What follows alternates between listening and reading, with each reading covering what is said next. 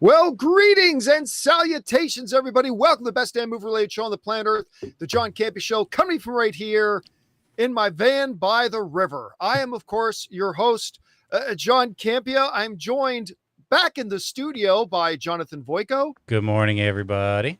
By writer, director, producer Robert Meyer Burnett. Man, I got to get to that Red Sonja. Oh, yeah, they finally got it done. They've only been talking about it for like 15 years. And of course, most importantly, guys, you guys are here. Thank you so much for being here, making our little show part of your day. And here's how today's show is going to go. We're going to start off by talking about a number of topics we got lined up for you guys. Then in the second part of the show, that's when we're going to take your live comments and questions. Now, here's how you get a comment or question on the show. You simply send it on into our tip link at www.streamelements.com/JohnCampea/tip. If you send in a topic or a question that we deem appropriate to be used on the show, because we do reserve the right not to address anything we don't think is appropriate for the show, go ahead and fire it on in. And here's the good news about the tip link. It's actually good 24 hours a day, 7 days a week. So if you happen to be listening to this show on podcast, either on Apple Podcasts or Spotify or your favorite podcasting app of choice, or if you're watching the show a little bit later in the day, you can still send in a topic or question. And if you send one in when we're not live, we'll just get around to answering it on the next episode. All right, guys. As you can tell, I am actually in the van. I am currently right now just outside of Phoenix, Arizona. I'm heading into Phoenix today for our very first movie meetup where we're going to go see Nobody 2 tonight. I'm looking forward to seeing everybody in Phoenix who's going to be coming down for that. And so I made most of the drive out here last night and parked her up, and I'm doing the show from the van today, which is kind of exciting and fun. Anyway, guys, with that all down, let's get into it, shall we? We're going to start off with this. Well, you guys know that Paramount has just been taken over by Skydance. It's now official. It's all done, signed, sealed, delivered, the whole thing. And we talked a lot about a number of things they've already announced. The fact that they're aiming for 15 theatrical films per year. The fact that their top priorities right now are things like Top Gun, Star Trek, World War Z, and others from all the IP that they have right now. They also talked about the fact that they're not really interested all that much in streaming movies. I mean, sure, after the theatrical, but they are focused on theatrical movies. Well, there's been another whisper going around that is now picking up traction as more and more sources are coming forward, that taking over Paramount may not be the end of it. Because there's a story coming out of Bellani's Puck right now that they have sources telling them that Paramount buying the good folks over at Warner Brothers is actually one of their priorities. Puck wrote the following. They said, but one source who said he knew definitively that Skydance has long planned a move on Warner pointed to last week's announcements that the motion picture group, Warner, is about to cut 10% of its staff. Warner Brothers is having a banner run of movies right now. We've talked about this. They just set a record with 6 films in a row opening to 40 million or plus, never been done before. And they're announcing layoffs, he said. Reading between the lines, they're preparing the company for sale. They need to scale up. Warner Brothers declined to comment. Okay. So this is a different sort of beast than if, say, Disney was looking at buying Warner Brothers, or if NBC Universal was looking to buy Warner Brothers, because they are much bigger companies than Skydance and Paramount are. And I have the feeling that if Paramount did try to make a move to take over Warner Brothers, that they wouldn't run into too many government problems. Let's just say it's obvious that they're not above trying to grease the wheels at government to try to get the things they want done. But also they're a smaller company. Like it's not as anti-consumer as, let's say, a huge monolith like Disney or NBC Universal were to take it over. It's less problematic that way. Now, some people may understandably ask, well, why would Paramount even want Warner Brothers? Why would they want to spend like Skydance only had to spend like $8 billion to get Paramount. They'll have to spend like $30 billion to get something like Warner Brothers. But why could they want it? Well, I mean, take a look at this. Right now, Netflix is the king of the hill when it comes to streaming, right? 301 million subscribers, give or take. These are numbers of the most recent numbers I've been able to find. They might be a little bit different, but basically you're getting the ballpark here. So Netflix at about 301 million, Amazon Video at 200 million, Disney Plus in third at 127.8 million. Now, once you get down to fourth, that's when you get HBO Max. And HBO Max right now sitting at somewhere between 122 and 125 million subscribers. Paramount down in fourth place is 78. Okay, then you got Hulu at 55 and Peacock at 41. The cock, as we call it around here. So look at that Paramount and HBO number, though. If Paramount were to take over Warner Brothers and merge in their streaming services, you suddenly easily leapfrog over Disney. And now you're pretty much in second place, only about 100 million behind Netflix as a dominant streamer. And it's not just the numbers, because when you actually look at it, Rob, you look at symmetry, basically. Paramount is really killing it with their programming. They're killing it with their programming, particularly a lot of the Taylor Sheridan stuff, but they have other IPs and stuff like that. They're doing great with that. HBO has great programming, but they also have this huge slate of Warner Brothers movies that are on there and that will be going there. All those 6 movies we just talked about, all going to be on HBO Max. Sinners is already on there. Sinners is already there. We're about to get, a number of other things too. So this suddenly becomes a very attractive package. And one of the things that they said in that Puck newsletter, Rob, that really does ring true. It is very odd that Warner Brothers is doing layoffs right now when they're on their best streak ever since Discovery took it over. They are clearly in their best stretch right now since taking over Warner Brothers. And the only real explanation, at least to me, that's feasible seems to maybe they are looking to sell and maybe Paramount is a buyer. I don't know, Rob, you're looking at this landscape. Do you think Paramount could be angling to get Warner Brothers? If so, why? Would it be a good idea, bad idea? How do you see it? I don't think so. I mean, if anything, they could make an exclusive distribution deal with HBO Max if they wanted to. There was talk, I remember a couple years back when Eddie Murphy was doing his movies, that they might have a deal, an exclusive deal, Paramount would, with Netflix. But I think that, Warner Brothers as one of the oldest, most venerable studios in the world, we need Warner Brothers as its own entity.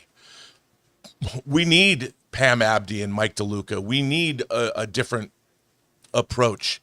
I think Paramount needs to be honest, slow their roll and build their studio. Make Paramount a player, put it back on top of the mountain, so to speak, and I think really concentrate on their core business. They're making interesting moves. The UFC thing was really interesting. The fact that they're going to concentrate, that was huge, and the fact that they're going to concentrate on their IP. Really interesting. I mean, they're looking to expand their core business, but buying a whole nother studio and going through that rigmarole, and what are they going to do to own 2 lots and then combine it all? I think that's unnecessary, and it would diminish. The landscape of movie making is already contracting. The last thing we need to do, when 20th Century Fox was acquired and 20th Century Studios came out of the merger with Disney, at least they have somebody like the Quiet King of Franchises, Steve Asbell, there to make sure that they're, once again, exploiting the Fox IP. We're getting Alien. We're getting Predator. We got Hellraiser. We're getting some new interesting movies out of 20th Century Studios. I want to see that happen at Paramount. I want to see it not combine with another studio into some behemoth that's going to be unruly, and then they're going to have to part out.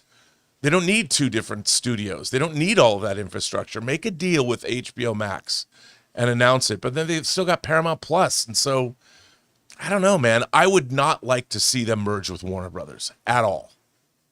I understand, and I agree. I mean, because, my basic philosophy here is that I want more competition. I want more competitors in the field, not less. But if I'm Paramount and if I have the money, and remember, Elson he's got daddy money. Daddy's got all the money. Daddy runs he's got has to tap into however much money he wants. Remember his sister had Annapurna Pictures? Yeah. I mean, Daddy's got all the money in the world.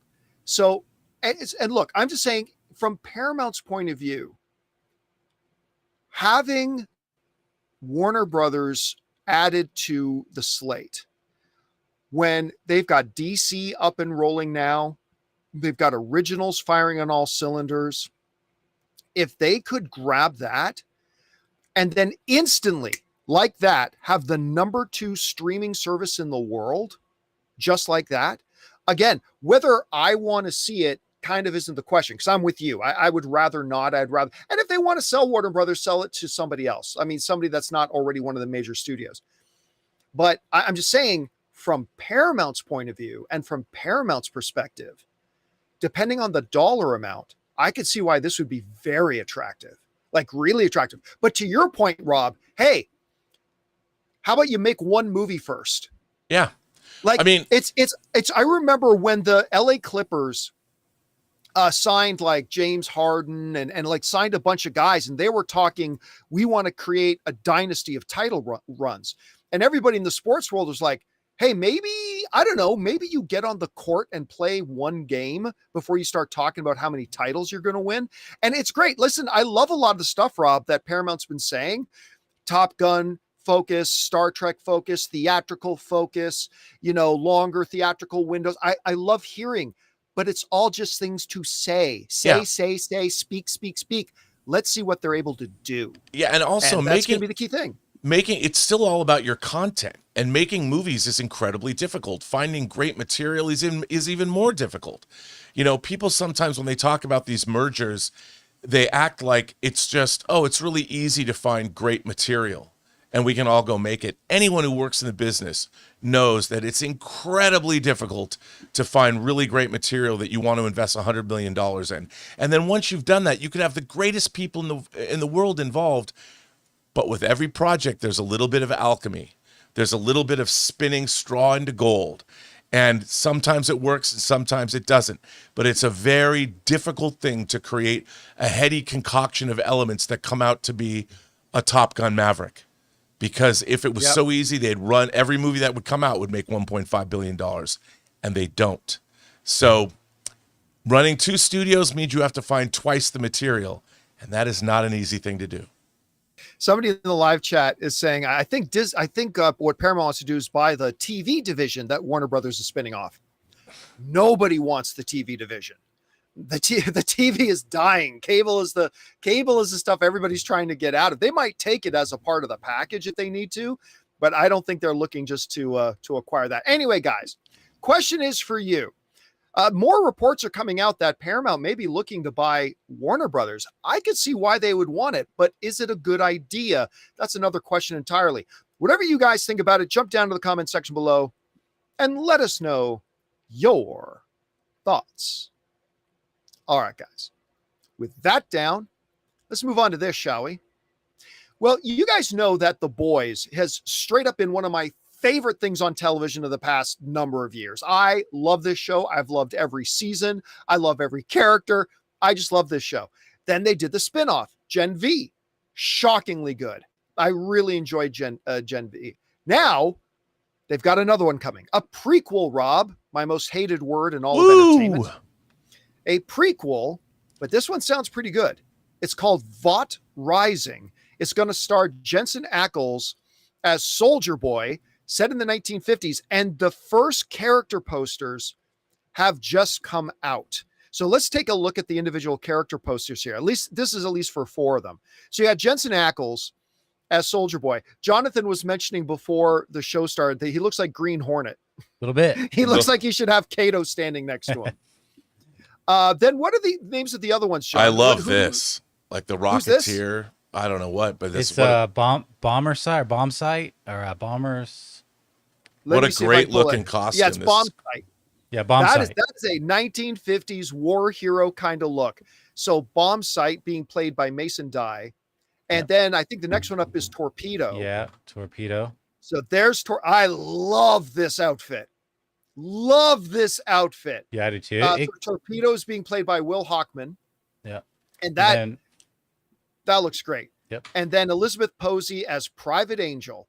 And the first thing, because I had to do a quick double take, because some of you may know Aaron Cummings came close, came very close to being one of the major characters in The Boys. Got real close. And actually her husband, Tom, came very close to being another major character. I won't say which one, but becoming a major character in The Boys. But when I saw this picture of Private Angel, my first thought was, well, that's who that it just looks like. I thought it was Aaron Cummings for a second. So I thought it looked pretty great. So here's what the actual synopsis, at least the way they're describing the show right now, says this. Vought Rising was originally ordered at Prime Video in July of 2024. The show has been described as a twisted murder mystery that will take place in the 1950s. The series is being showrun by Paul Grelong, who will executive produce alongside The Boys creator Eric Kripke, also creator and showrunner of Supernatural. Additional executive producers include Seth Rogen, Evan Goldberg, and a whole bunch of other peoples, and Jensen Ackles is also a producer himself. Look, I don't like prequels. Now, it's not that there aren't prequels that I don't enjoy. There are some prequel stories that I do enjoy, but just in general, I don't like the idea of prequels.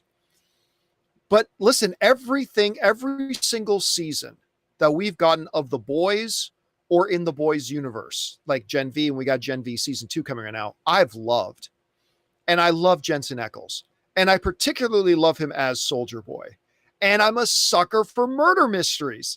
So I got to say, sign me up. And I love the look of the costumes. I think these look great. So anyway, Rob, you had a chance to take a look at these outfits. What do you think about these character posters? And what do you think about the sounds of the show? Well, what's not to love about these character designs? I love that. And, you know, I don't necessarily think of this so much as a prequel because it's so far removed from the present day shenanigans of Gen V and The Boys that this is more like a historical drama as opposed to being a direct sequel, because it takes place decades earlier and these characters are on ice for various reasons. So it's not like these characters, other than Soldier Boy, have direct connections to our present day The Boys. It's like going back and watching something, like if you were going to go from today and then go watch something in the 50s, set in the 50s, like I don't consider that a sequel. I consider that more of a historical docudrama about the history of the company. So, because I don't think it really has ties to what's going on today, because you're talking about a difference of 50 years, or no, 70 years, 75 years. So the better part, you're 2 or 3/4 of the way to a century ago. So it's not so much a sequel as it is historical. So I'm in, man. Count me in. These character designs, the story, like you said, everything about it, the 50s setting. Oh, bring it on. I'm excited. Now, here's an honest question. Now, I've already said that I have loved every single season of The Boys universe, from The Boys show proper to Gen V. And didn't they say they're doing one in Mexico as well? Like they're doing one that's going to be based in Mexico? Okay, so here's honest question. I'm not trying to be negative. I'm not trying to be pessimistic. But are they running the risk of the whole conceit of The Boys universe maybe getting a little tired? Again, I haven't started to feel that myself through all the seasons at all yet, but it does beg the question. Like, we've already seen, Soldier Boy is like a huge dick. And like, are we going to get tired of seeing that? I mean, so far, I haven't gotten 1% less interested in it. But are they running the risk of doing that, Rob? If they continue to tell, like, for instance, Gen V is a school story, and this murder mystery in the 50s is, I think, different enough that if they can keep, I mean, a murder mystery has a whole different set of genre tropes than what The Boys is doing. And then Gen V, you still have the idea of the school milieu, so that's very different as well. Yeah. And as long as they can continue, it's kind of like what Marvel at its height would do. They would make different genres within, Winter Soldier's a 70s conspiracy thriller. Ant-Man was a heist movie. And when they were doing that, they kept this franchise fresh. And so as long as they continue to branch out and do different things in the same universe, there's a million stories to tell that are not like the others. So as long as they're cleverly written, I'm in. All right, guys, question is for you. What do you think about this? Vought Rising. And we got our first character poster. Listen, I know they're just still images. I know they're just character posters, but I think they look absolutely fantastic. Whatever you guys think about them, jump down to the comment section below and let us know your thoughts. All right, guys. With that down, let's move on to this, shall we? Well, tonight I'm doing our first movie meetup in Phoenix, Arizona. I'm going to be there in just a little bit for Nobody 2 we're going to go see. But I did get out to go see it last night anyway, so I'm going to be seeing it for the second time tonight. And as of right now, you can see that the reviews are great. It's got an 82% critic score, a 92% audience score. Granted, only 100 plus audience members is not like 10,000. But still, 92% audience score, 82% critic score. I really enjoyed the first one. I thought the first one was a lot of fun, and I've been looking forward to seeing the second one.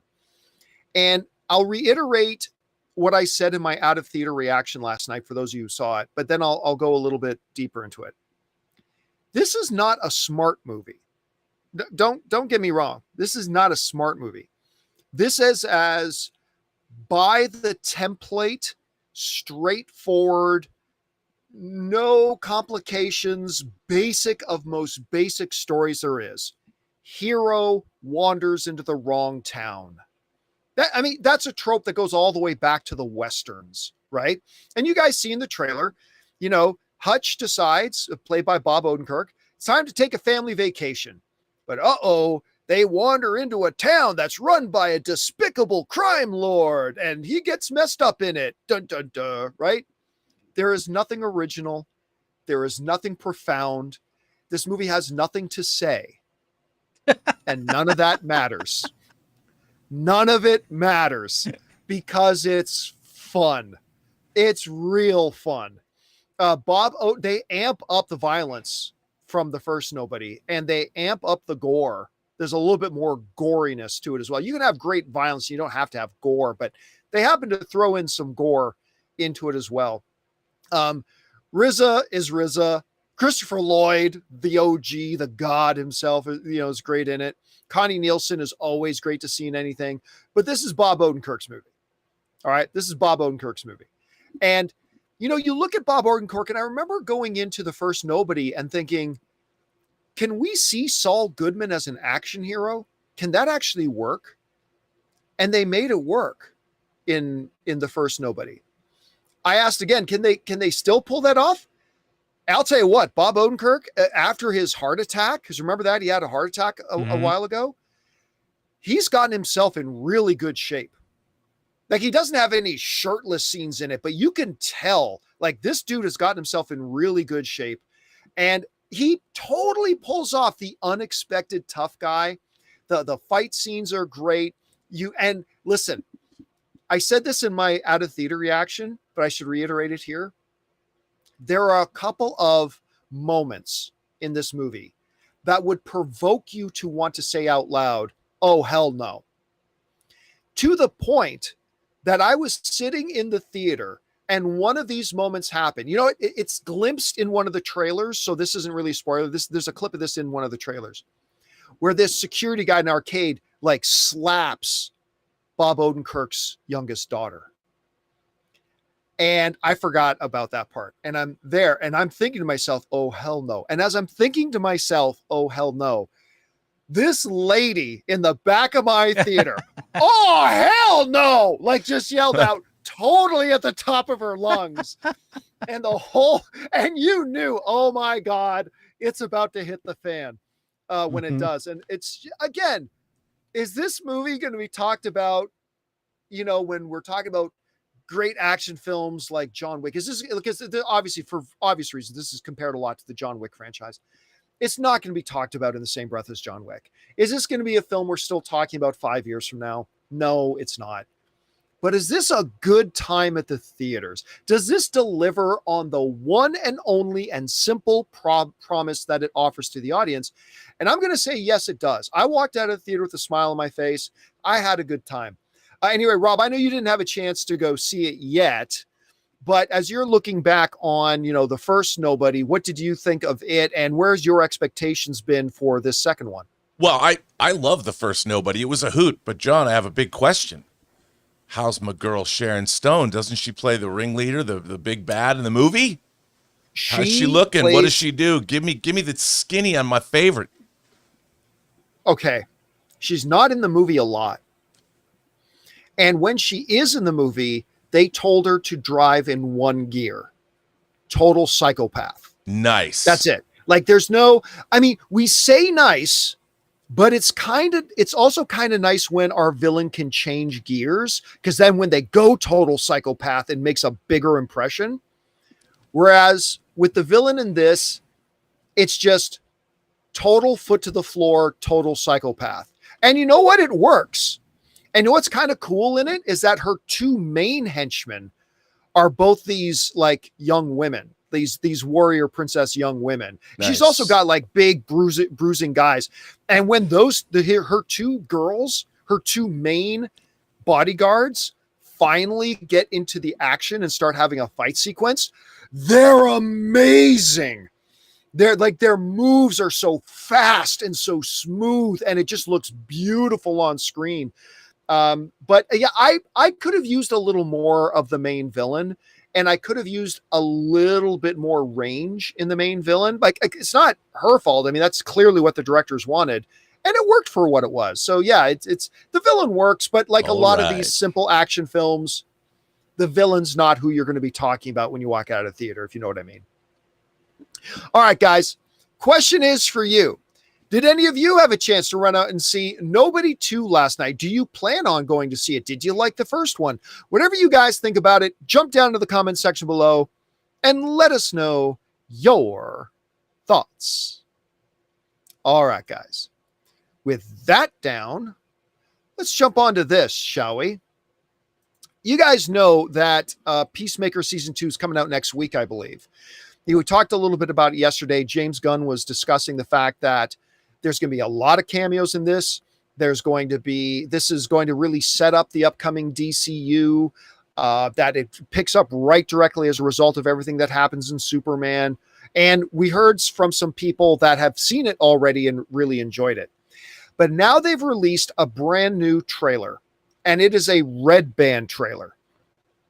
It is so red band that it starts with James Gunn and John Cena sitting in a couple of director's chairs saying, "Here's the fucking Peacemaker red band trailer," or whatever.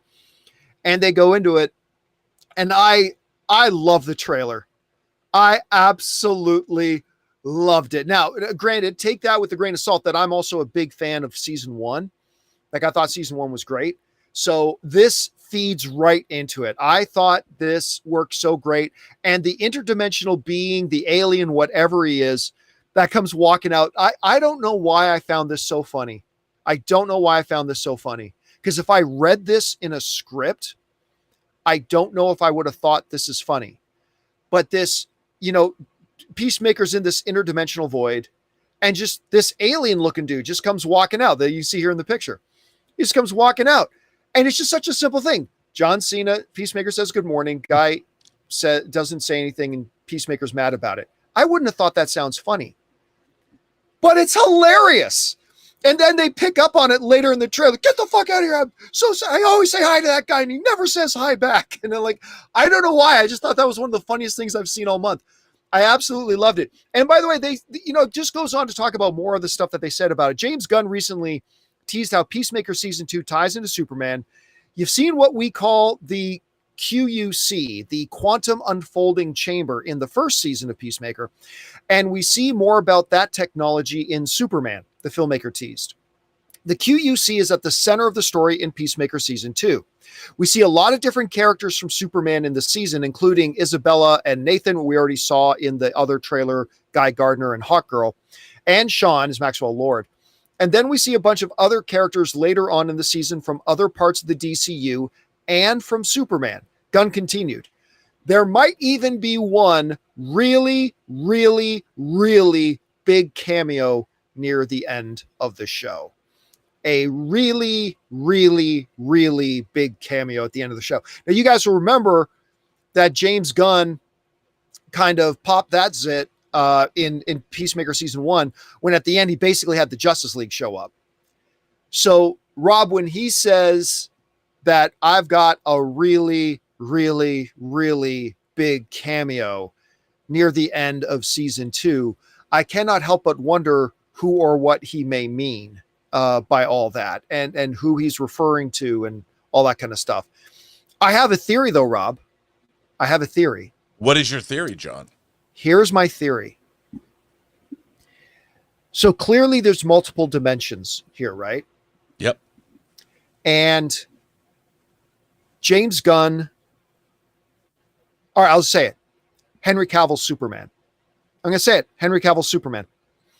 Because remember, there's multiple dimensions in here. James Gunn has been mentioning Henry Cavill lately, particularly talking about, all the events that led up to how some other people screwed over Henry Cavill by making him think he was coming back when that was never the plan, and all that kind of stuff. And James Gunn and Peter Safran talking about how much they love, my boy Henry, and how much they respect him and how much they'd like to work with him and all that kind of stuff. These are two different universes. And if they had him kind of pop up at the end, that would be the most James Gunn thing in the world to do. Now again, I don't know. I've got no inside information that that's what's happening at all. None. I'm just saying, if he's saying that, like, he had Justice League pop up at the end of the first season. If he's talking about a really, really, really big cameo, we just had Superman. Like, we just had David Cornsweet Superman. I wouldn't see that as this big, huge, total shock and surprise. We have other characters from Superman already in it. I mean, I suppose it could be Supergirl, or it could be Lobo. Oh my God. Rob, there's the other one. Because remember, at the end of Peacemaker season 1, the big moment is Jason Momoa, fuck you, Barry. What if Lobo shows up with some random guy named Barry and just says, fuck you, Barry, again? That would kind of kill. That would be really good. I'd like that one too. But seriously, other than, I just can't at this point wrap my head around who he could be talking about as this really, really big cameo. But anyway, Rob, you had a chance to see the trailer, the new R-Band trailer. What stood out to you? What did you think about it? And who do you think this really, really, really big cameo is at the end of season 2? Well, I think the trailer was a hoot. It's obviously it's bigger, it's grander, there's more stuff happening.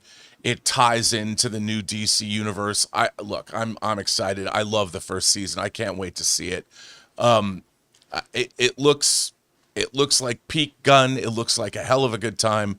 But in terms of the cameo, I think if you're going to they're building a universe now. So to backpedal, we already know that Lobo and Supergirl, I think, you know what I think they're going to do? Batman. They're going to introduce That's the Batman. the only other one I can think of. But Gunn, he said really, really, really, really big cameo. I don't know. Here's the thing. I think that fits. That fits.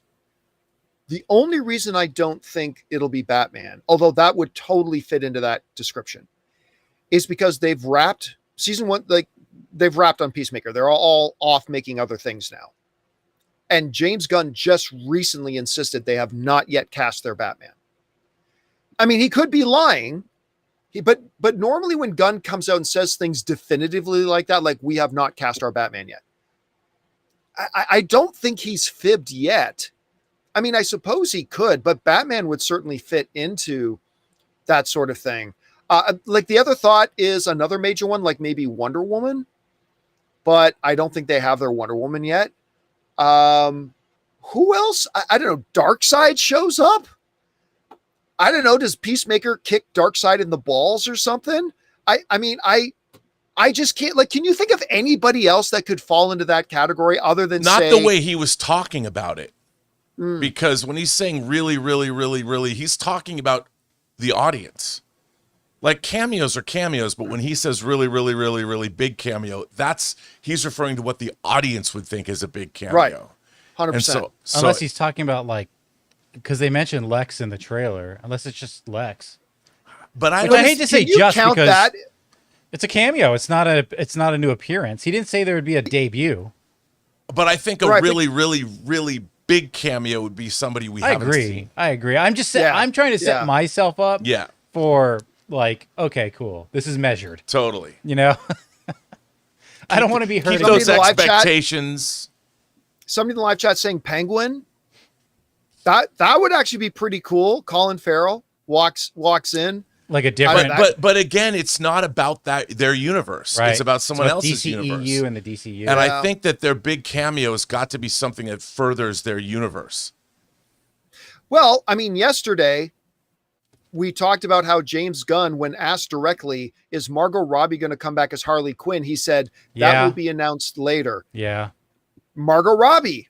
Maybe that's how she I- gets into the DCU. She goes with them Yeah, maybe. somehow. I don't know. Well, All right, guys. Question is for you. What did you think of the new trailer, the new Red Band trailer for Peacemaker Season 2? I thought it was hilarious. I cannot wait for this show to come back. And who do you speculate could be who James Gunn is talking about when he says they've got a really, really, really big cameo coming? Whatever you guys think, jump down to the comment section below and let us know your thoughts. All right, guys. With that down, let's move on to this. You know, I am somebody who gets really interested when statistical rarities happen. Like when something happens that hasn't happened for a long time, or when you put into perspective, this is a number that we haven't seen since like whatever, like these sorts of things really get to me. And one really big thing that I don't see a lot of people talking about online, we can now say is official. You know, Superman continues to climb up, getting closer to 600 million. I don't think it'll get to 600 million for say, but it's already well past the profit line. So it's making money now for the studio. It won over the critics. It won over the audiences. Fans loved it, all the important stuff. But something really, really interesting just happened that when I first saw the number, I thought that can't be right. And then I looked into it. This year, 2025, marks the first time in 17 years that a DC movie has been the top comic book movie of the year over Marvel films. Wow. Think about that. First time in 17 years. As we go back to 2009, that it is now Marvel. At the time it was Fox, but it's now Marvel. X-Men Origins Wolverine was the number one comic book box office that year, 373 million. In 2010, Iron Man 2 was the number one film, box office film. Again, Marvel. In 2011, Marvel. In 2012, The Avengers, Marvel. In 2013, Iron Man 3, Marvel. In 2014, we've got Guardians of the Galaxy, Marvel. 2015, Avengers Age of Ultron, Marvel. In 2016, Captain America Civil War, Marvel. In 2017, Spider-Man Homecoming, Marvel, and Sony, by the way. In 2018, Avengers Infinity War, Marvel. 2019, Avengers Endgame at $2.79 billion, Marvel. Now, in 2020, we see here Birds of Prey and the Fabulous Emancipation of One Harley Quinn. And you see I've got a couple of asterisks there. There was no Marvel movie released that year. The one year that a DC film was the top comic book film of the year was a year that isn't counted because there wasn't a competition. It was only Birds of Prey. There was no Marvel film. So there you have it. The one year was the year that Marvel didn't even enter the race. 2021, Spider-Man No Way Home at $1.9 billion, Marvel. 2022, Doctor Strange 2 at $956 million, Marvel. 2023, Guardians of the Galaxy Volume 3, Marvel. And of course, 2024, Deadpool and Wolverine at $1.3.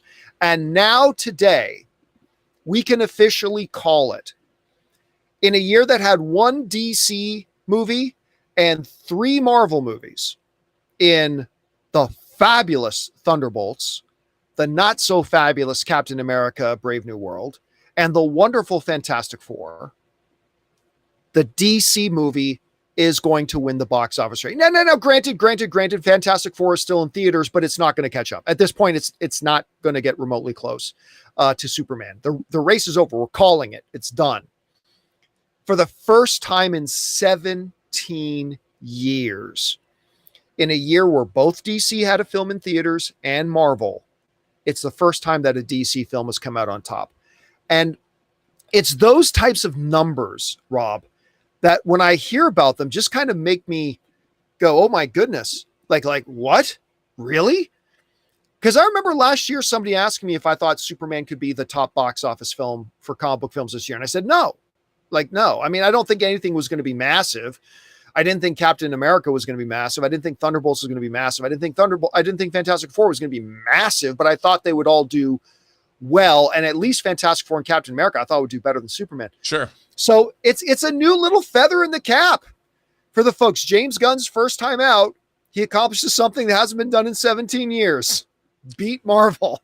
Not bad. Rob, you see this. What if these numbers are standing out to you, and did hearing this kind of surprise you the way it did me when I was like 17 years? That can't be right. Anyway, what's your takeaway from this? Yeah, I mean, what's really interesting is how much money Marvel movies were consistently making, even when they were doing Doctor Strange or Captain America, in addition to the Avengers movies.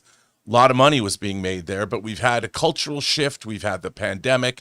Less people are going to the movies, so it makes sense that the box office is not as high. But, Superman, again, they're coming out of the gate, something very new. They're trying something different. They've got not just this movie, but they've got a whole slate of things that are coming out following it. And it's a whole different flavor. And I'm not surprised that Superman, it's about time Superman had a victory. It's been a long time since Superman could say, we won. Truth, justice, and the human way has prevailed this year. And I think rightfully so. And I'm looking forward to seeing where they take it, where it goes from here. I'm excited for Lanterns. I'm excited for Peacemaker too. I'm excited for Supergirl, and whatever else. Clayface, I'm in, dude. And it's nice to see that they planted a flag and they can build from here, because I hope Superman is the least grossing film of the DC Universe theatrically released movies. Yeah. Now, look, I don't think Supergirl is going to make more money than Superman, but because Superman was so good, I think Supergirl is going to make more money than it would have. And that's the thing. It's like, I think I get frustrated sometimes talking to some of my fellow film fans who just never seem to wrap their head around the idea. Like, everybody looks at things so short term and so small picture. I'm a dividend investor, Rob. Right. I invest in dividend stocks. So like, I buy into something and maybe it's not flashy, maybe it's not huge, but my $10 turns into $11. Well, now I'm earning interest on $11, and that $11 turns into $12.10. Now I'm earning interest on $12.10. And the further you go down the road, pretty soon, like, you've got hundreds of thousands of dollars because you keep reinvesting. The movie cinematic universe, like DC, is not all that undifferent. They are making investments. Superman comes out and is great. That is going to pay a dividend when Supergirl comes out. Now, I don't think Supergirl is going to be bigger than Superman, but I think it's going to be bigger than it would have been. If, and that's a big if Supergirl is also fantastic and it's looking really good so far, that dividend will now snowball, and that investment will get paid forward to the next film they do. It's not about what movie comes out tomorrow. It's about what movies they have coming out in 3, 4, 5, 6, 7 years, because those are going to be the films that really benefit from all this early investing that they're making in the quality of the stuff they do. And again, so I'm not saying that, people say, oh, John, you're saying just because Superman goes, now you think Supergirl's going to be $1 billion film? No, but I think Supergirl's going to make more than it would have. And I think Clayface is going to make more than it would have.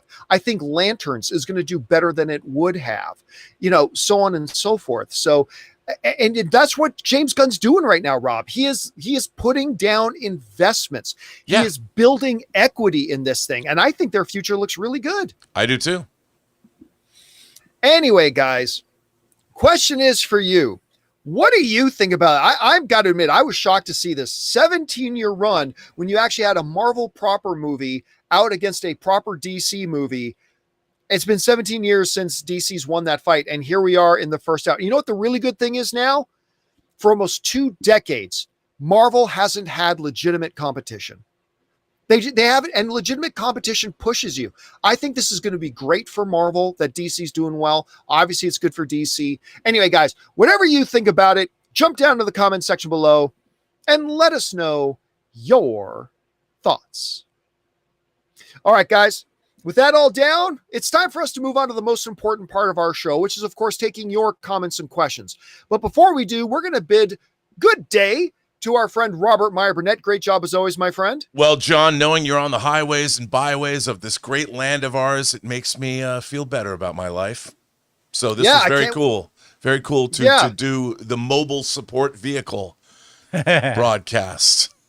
This was fun. I'm glad it kind of worked out. Anyway, I will talk to you later, Rob. Have a good one. All right, man.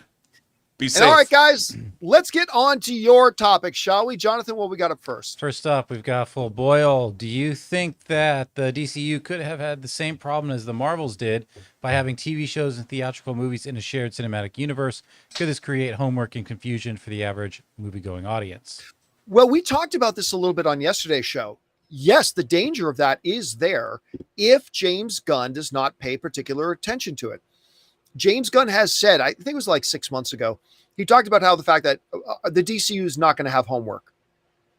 We'll have things definitely connected. And if you do know this stuff, you're going to get more out of it.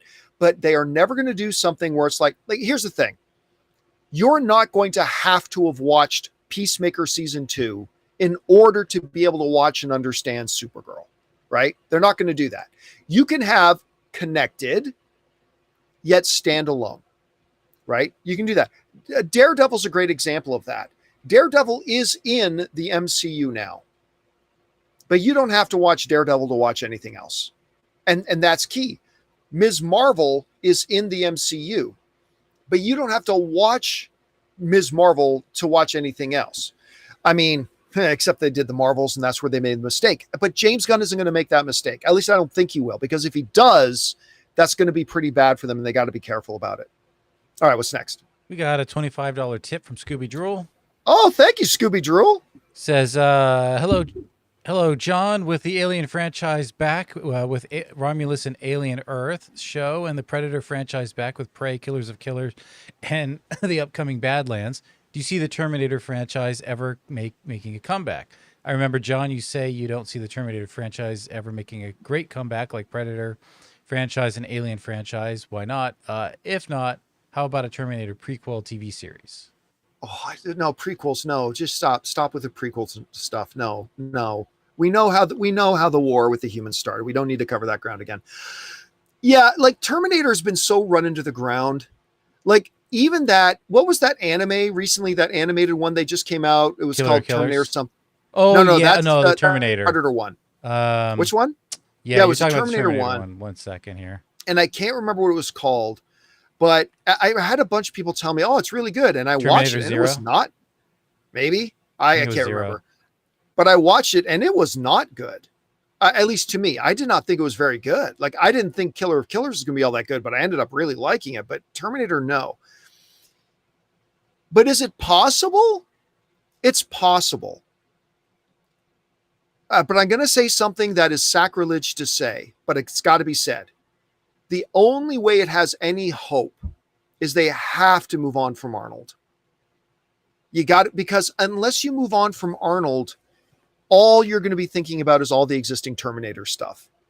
And if you want to try to relaunch a Terminator thing, go for it. But even the whole conceit of Terminator is different, because like the conceit for Predator and the conceit for Alien, you can drop into any scenario. The hook of Terminator is a machine from the future comes back to the past to stop a human hero from entering. That's the whole premise of Terminator. It's single storyline.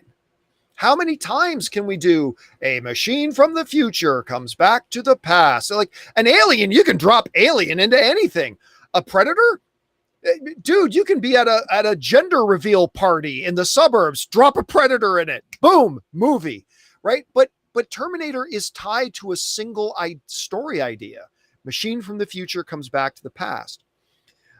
Somebody's pointing out the Sarah Connor Chronicles worked. Really? Tell me why it got canceled so soon. I mean, I liked it too. Don't get me wrong. I like Sarah Connor Chronicles. I did. But hardly anybody watched it. Then some people in the live chat saying, go to the future. Well, then that's not really Terminator. Then it's just another, generic, a war in the future, mans versus machines, war in the future. I mean, Matrix did that. And there's been speculation that the Matrix is. I used to think by the time I got through the trilogy, I was like, is this just Terminator like in the future? Like that's always been my theory. My theory has always been Mm-hmm. that Matrix and Terminator are a shared universe. Yeah. Nothing backs that up, but that's always been my fan theory. Yeah. But listen, is it possible Terminator can make a comeback? Move on from Arnold. Don't have Arnold involved in, and I love Arnold, but you got to detach yourself from the previous Terminators, and maybe it's possible, but it would be an uphill fight, but it's possible.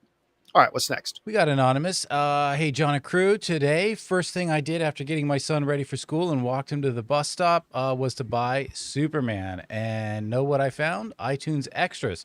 Why is it that not every movie that has DVD special features brings it over to digital? I do appreciate when they do that.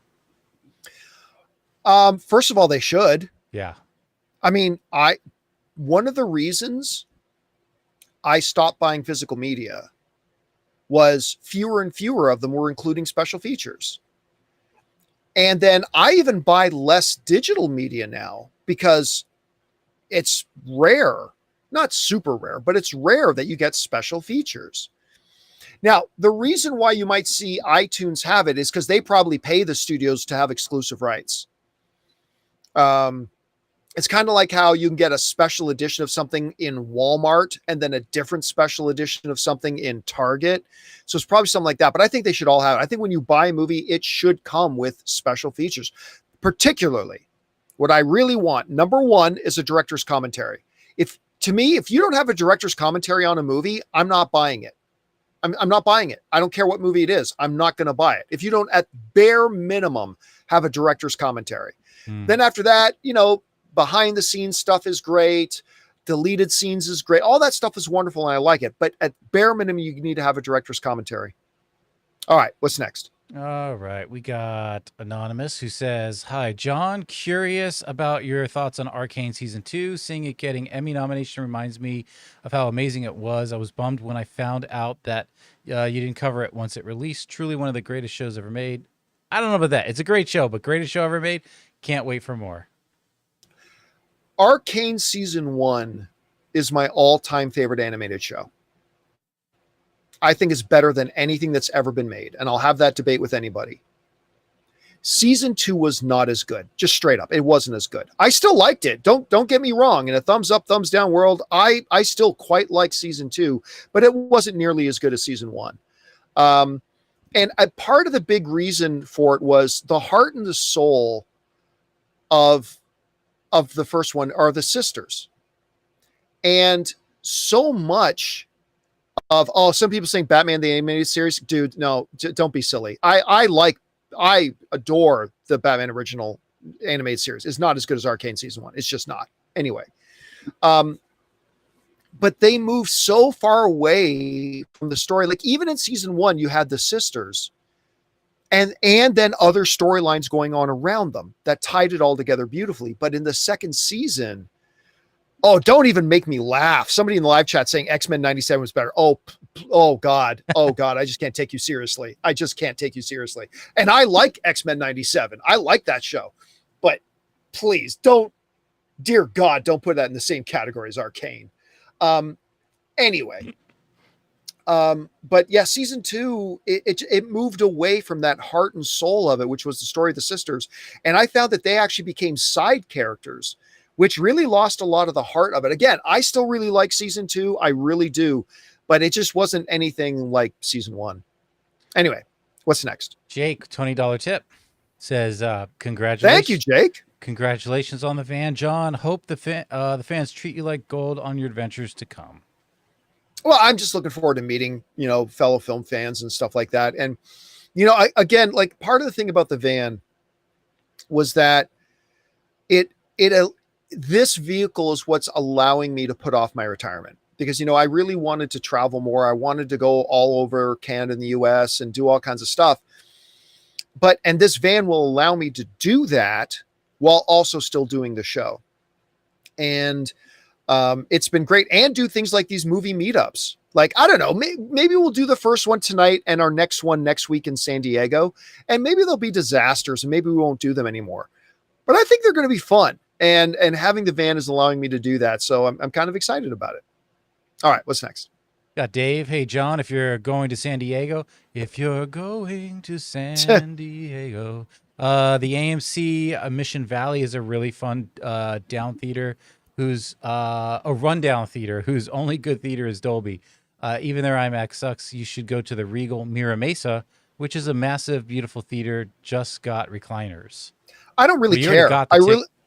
I really don't care about whether it's a good theater or not. I picked this theater because it's playing the 40-year-old virgin. Right. So for those of you who don't know what he's talking about, next Friday, our next movie meetup is in San Diego because they're doing a screening of my all-time favorite comedy, The 40-Year-Old Virgin, for its celebrating its 20th anniversary. I think it's the greatest comedy ever made. That and Noises Off, I think, are the two greatest comedies ever made.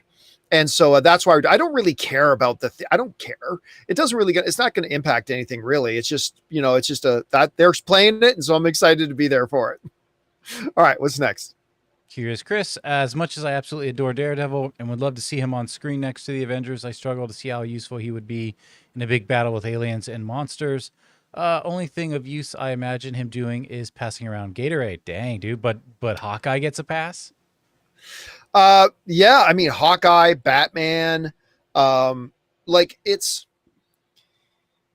all about finding a way to make them relevant. Mm-hmm.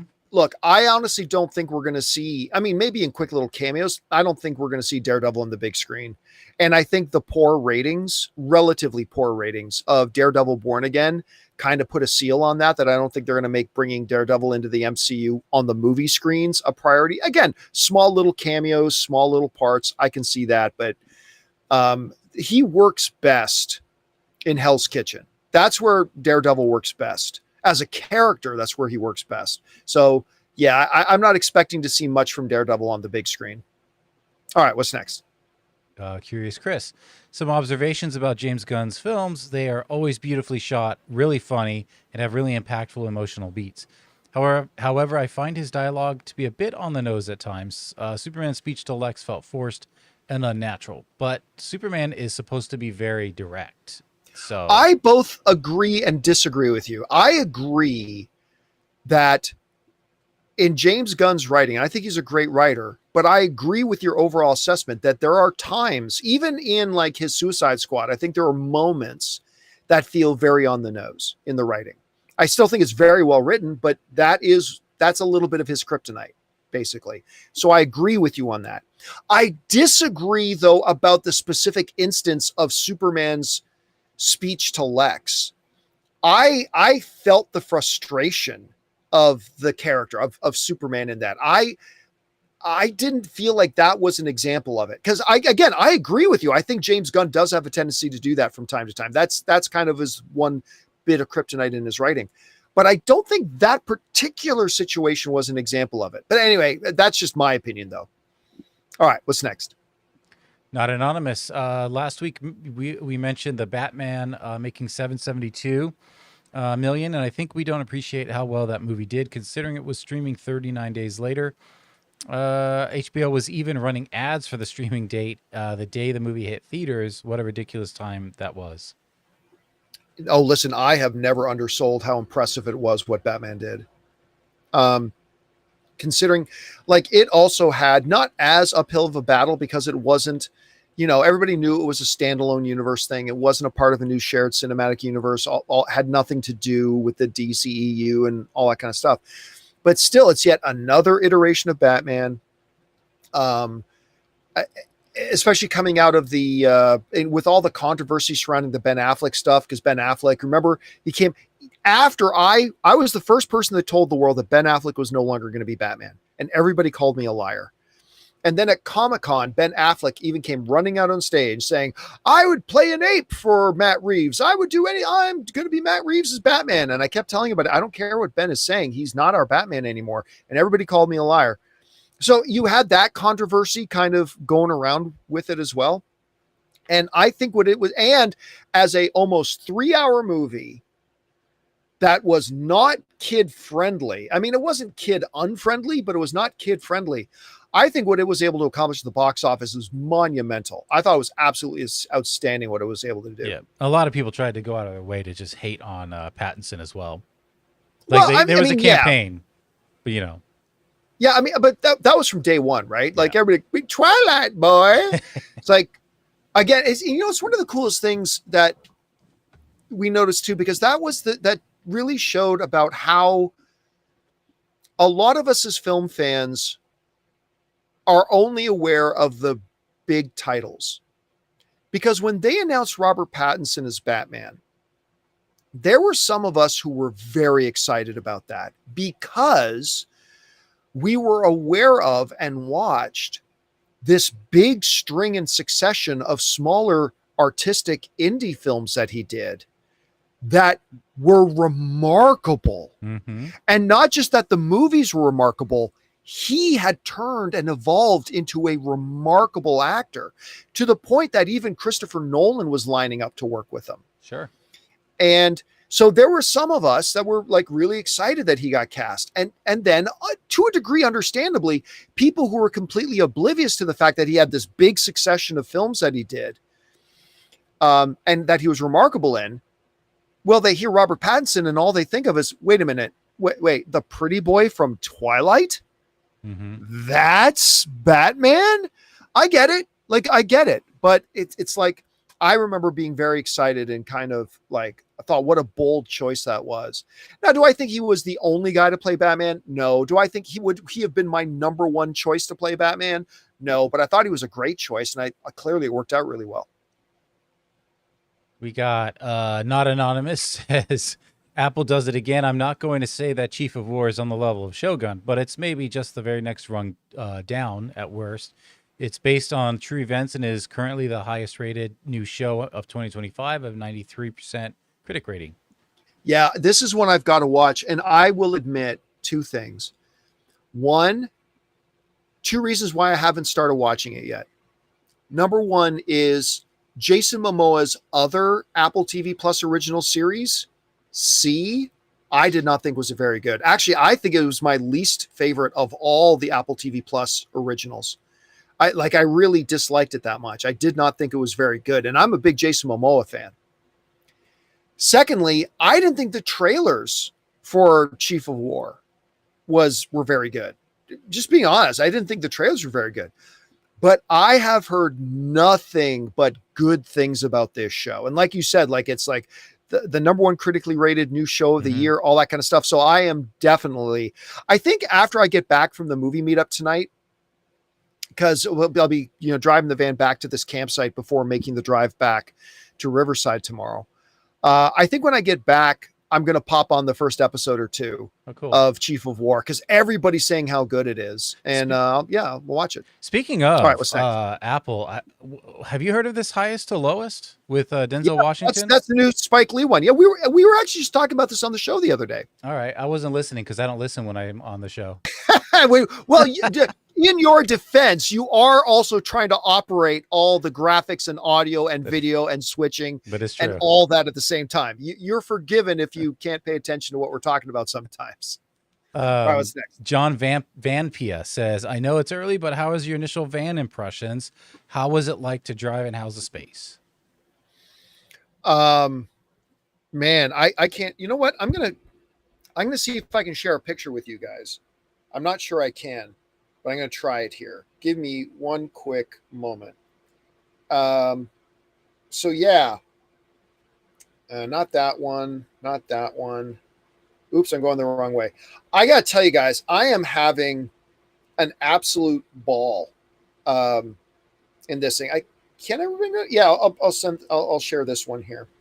I'm having a blast in the van. I love my drive out to Arizona was fantastic. I had a really good time in it.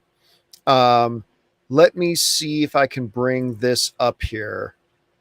I want to make sure it's the right picture. I think it is. Okay, yeah. So this was me last night. Just kind of, I got here to the campsite late last night, and I just kind of hung out. Let me see if I can get this fit to screen here. Where is scaling? Sorry, guys. This is totally not entertaining to watch. There we go. There we go. Yeah, oh, you got your that was me up. last. Nice. Oh, yeah, I put up an extra fan because it was like 110 degrees here in Arizona when I got here. Yeah. The AC is doing great. The AC is wonderful, but I that was me kind of lounging around. I got the TV on the wall that I'm using as a second monitor right now, but the TV's mounted on the wall, and I was watching some Star Trek last night, eating some food, working, just sipping on some drinks and stuff. I got to tell you guys, Gin and juice. I love this thing. I'll give you a proper full tour of it. Maybe once I get back to California, I'll do a proper video tour, but it's everything today I took my first shower in the shower. It was the first time I took a shower in the van. That was great. I made dinner last night in it. It's pretty great. I got to tell you, I'm loving it so far. All right, what's next? All right, we got Anonymous. How big do you think K-pop Demon Hunters could really be in theaters? I checked my local theaters, and it looks like they're basically sold out everywhere. They are limited theater and limited run. Yeah, because it's limited. That's why it's sold out, because everybody who wants to see it doesn't have 3 weeks of show times to pick from. They've got 1 or 2 days. Yeah. I mean, look, if they had released K-pop Demon Hunter in theaters first, it wouldn't have been $1 billion film. Like, don't get me wrong, it wouldn't have been, but it would have made several $100 million. And then I think its takeover of the world on streaming would have been, and I'm not using hyperbole here, I'm being dead serious. I think it would have been double. I really do. K-pop Demon Hunters is kind of taking over the world of streaming. And remember, I don't even like the movie. I'm obsessed with the music in it. I got to admit, I'm obsessed with the music in it. But I don't particularly like the film. It's okay, but I don't really like it that much. But it's taken over the world, man. Like, it is the most dominant pop culture thing at this particular moment. But without hyperbole, I really do think that if they had put it in theaters first, it would have made like $300-400 million. But then when it would transition over to streaming, I think its impact on streaming would have been double what it is right now. It's just a real remarkable phenomenon, this K-pop Demon Hunters. And so when they announced these theatrical sing-along things, remember, before they announced it, Rob and I said on this show, before they even announced this thing, we said they got to put this in theater with a sing-along version and it'll sell out like that. 4 days later, they announced they were putting a sing-along version out in theaters, and I'm not surprised it's selling out. All right, what's next? We got Scott, who... all right, we got some catching up to do here. I must have missed a story earlier this year or misunderstood something, but how has Paramount been able to make so many lucrative deals and outline costly plans lately? Weren't they in bad shape not long ago with Skydance ready to buy, but didn't, but did? Yeah, that's the thing. They're in that position because Skydance bought them. Yeah, the deal went through, Scott. And Skydance, the guy who's the head of Skydance, the guy who did the acquisition, his daddy is one of literally the richest people in the world. And so they got all the money behind them. They can do whatever they want. Now, I love what I'm hearing from them. I think their plans are solid, but let's see you actually do something. Right? I mean, and they haven't had the opportunity yet to do anything. Yeah. All they've had a chance to do is buy the company, say what their plans are. And so far, I got to say, their plans are perfect as far as I'm concerned. But can you actually now make good content? Can you make good movies? Can you make things that create a cultural shift? Can you do it? That's where putting your money where your mouth is. But I like what they're seeing so far. But yeah, the reason is because they got bought. They got bought, and now they have all the money in the world. All right, what's next? We got Swole Day Walker. Hey guys, actually like Black Adam more than most. With James Gunn's recent comment about big surprise in Peacemaker season 2, over under 15%, the cameo would be Dwayne Johnson's Black Adam. I'd love it, but it's a long shot. I'm saying under. No. It's not a long shot. It's an absolute zero. Yeah. And that comes from understanding the behind the scenes drama. Yeah. Look, James Gunn never said it, so we are only left to speculate.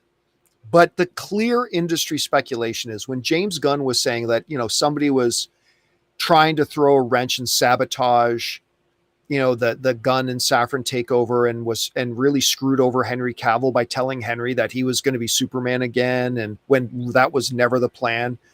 Look, James Gunn never said it, and maybe there's a chance it wasn't, but I think most of us know that was Dwayne Johnson. Dwayne Johnson is not so secret. He tried to angle for a couple of years to be the one to take over DC. He wanted to head DC. He wanted to do all that. And listen, I am a big Dwayne The Rock Johnson fan. Make no mistake about it. I am a huge fan. You guys know he's like my second favorite movie star in the world. I don't think he's the second best actor in the world. I'm saying he's my second favorite movie star in the world.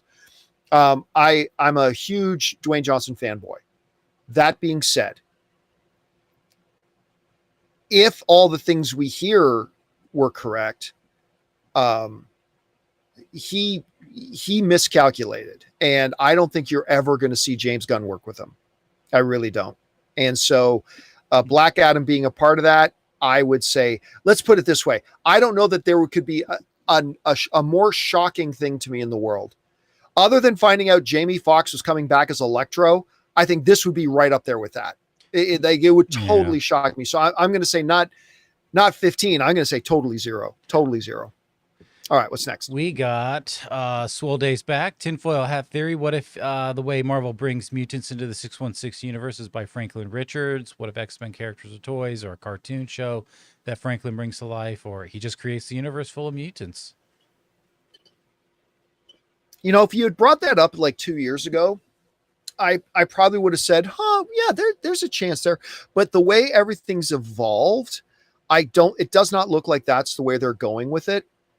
They've already introduced in the 616 the concept of mutations in mutants. Remember, in Ms. Marvel, they say at the end of the episode, "Oh, you're actually a mutant," and then they played the little X-Men music, right in the background. So it's like they've already introduced it. So again, if you had said that to me 2 years ago, I would have said that doesn't sound too far-fetched. But with the way things have evolved there, it doesn't sound like that's the way they're going to go with it. But you never know. It very well could be. I think it'll have something more to do with Loki, to be honest. But anyway, we'll see. All right, what's next? Mr. I, now that you have the van, are you going to park it down by the river? I'll see myself out. Have a great time and safe trip. I am literally on the bank of a river right now. Next time I'll point the camera the other way. You can see out my back window. I am literally in this camp spot. So you're like Western beautiful Phoenix. Place. Yeah, I'm in Western Phoenix right now. Gotcha. Or Western. I'm in Western Arizona. Right. So I'm about an hour or so outside of Phoenix. So I only drove like 3 or 4 hours last night, and then I stopped at this camp spot. And to just, so I didn't have to drive too much last night, and to settle in, do my work, do the show this morning. After we're done the show, I've got some more work to do, and then, I'll make lunch, whatever. And then I'll do the rest of the driving to Phoenix. But I found this great camp spot that I'm going to be in for a couple of nights, and it's right on a riverbank. It's beautiful. I'm absolutely loving life right now. It's pretty great. All right, what's next? All right. We got 2 more here. King Peach, hello, John. What if Henry Cavill shows up at the end of Peacemaker and Cena says, "Why did you shave, Wolf?" Yeah. Okay, well, first, we were talking a little bit earlier that I think Henry Cavill being that big cameo, I think that's a possibility. And if it is, it's a missed opportunity if Cena doesn't make a joke about the mustache. If Cena doesn't make a joke about if it is Henry Cavill, and Cena doesn't make a joke about the mustache, I think that'll be a missed opportunity. Yeah. He could even just be like, "Have you ever tried a mustache?" You know. All right, what's next? All right, here's our last of the tips. Hi, John. Just curious if you have been watching any of Foundation this season. Is the new season out? No. Oh. Yeah, that's the thing. Ann and I were literally on Apple TV Plus the other night, and in the carousel is Foundation season 3. I'm like, whoa! I totally forgot that it started. Man. I love Foundation, and I haven't started watching the new season yet, but I will. I absolutely will. It totally flew under my radar that the new season had started, so I'm definitely going to be going off and doing that. And look, I know that was it for the tip questions, but I think we're going to wrap that up now today, so I can start getting my work done here. So, guys, that'll do it for today's installment of the John Campea Show. Thank you so much for being here, making our little show part of your day. Big special thank you to all you guys who sent in questions. Number one, because you give us great fun things to talk about. But number two, you supported this channel as you did it, and all of us involved with the show. Thank you guys so very much for your support. I want to thank, of course, Robert Meyer Burnett, our technical producer, Jonathan Voico. See you guys next, what is this, Friday? Yeah, see you guys Friday. next week. Yeah, we'll be back again on Monday, guys. I'll look forward to seeing those of you who are in Phoenix and coming to our movie meetup tonight. I'll see you guys later tonight. That'll do it for me for now, guys. Thanks a lot for being here. And until next time, my friends, bye-bye.